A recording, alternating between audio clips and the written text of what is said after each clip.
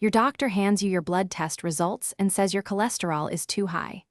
The next question in most people's minds is, do I have to take medication for this? The honest answer is, sometimes yes, and that's the right choice. But for many people, especially those with mildly to moderately elevated cholesterol, lifestyle changes alone can produce significant reductions. We're talking 20 to 30% drops in LDL, the bad cholesterol, from diet and lifestyle alone. Today we're covering everything you need to know: what cholesterol actually is, what your numbers mean, and the most powerful natural strategies for getting them where they need to be. Cholesterol is a waxy substance made by your liver and found in certain foods. Your body actually needs it. It's used to make hormones, vitamin D, and the outer layer of every cell. The problem is when there's too much of the wrong type circulating in your blood. LDL, low-density lipoprotein, is often called the bad cholesterol. It carries cholesterol to your artery walls where it can build up as plaque. High LDL is the primary driver of atherosclerosis and cardiovascular risk. HDL, high-density lipoprotein, is the good cholesterol. It carries cholesterol away from the arteries back to the liver for processing. High HDL is protective. Triglycerides are a separate type of blood fat, also measured in the standard lipid panel. Elevated triglycerides are an independent risk factor for heart disease. Your doctor looks at the whole picture: total cholesterol, LDL, HDL, triglycerides, and increasingly the ratio between them, alongside your other risk factors. Diet is the most direct lever for cholesterol.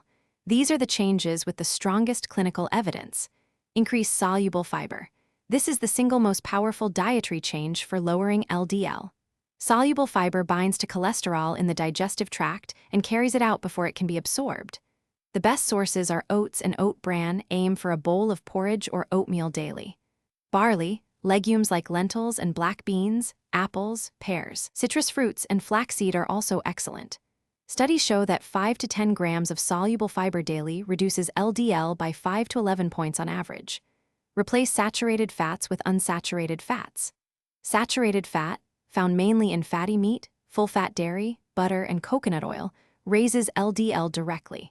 Replacing these with monounsaturated fats from olive oil and avocado, and polyunsaturated fats from nuts, seeds, and fatty fish reduces LDL while maintaining or raising HDL. This swap is more powerful than simply reducing total fat. Eat more fatty fish. Omega-3 fatty acids from salmon, mackerel, sardines, and trout don't lower LDL directly but significantly reduce triglycerides, sometimes by 20 to 30%, and provide additional cardiovascular protection. Twice a week is the target.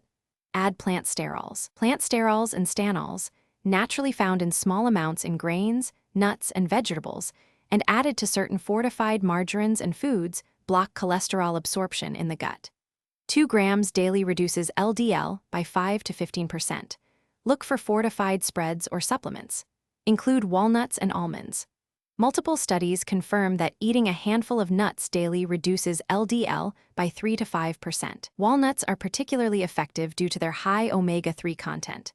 Eat more soya protein. Replacing some animal protein with soya, tofu, edamame, soya milk has been shown to modestly lower LDL, particularly in people with high baseline levels. Trans fats are the most harmful fats for cholesterol. They raise LDL and lower HDL simultaneously. Mostly eliminated from processed foods in recent years, but still present in some baked goods and fried foods. Check labels. Refined carbohydrates and added sugar raise triglycerides and lower HDL. White bread, pastries, sugary drinks, and processed snacks are the main culprits. Swapping these for whole grains makes a meaningful difference to the full lipid panel. Excess alcohol raises triglycerides significantly.